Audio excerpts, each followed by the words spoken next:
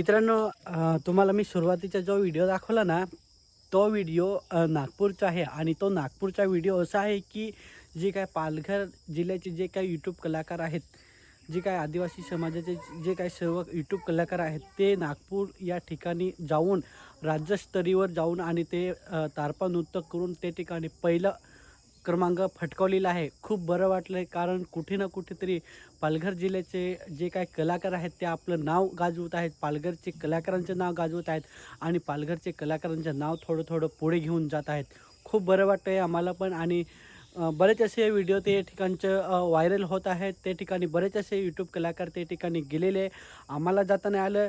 आम्ही व्हिडिओच्या माध्यमातून आम्ही सांगतो की ते जर विजयी झाले, म्हणजे पूर्ण पालघर जिल्ह्याचे जे काही कलाकार आहेत ते पूर्ण विजयी झाले.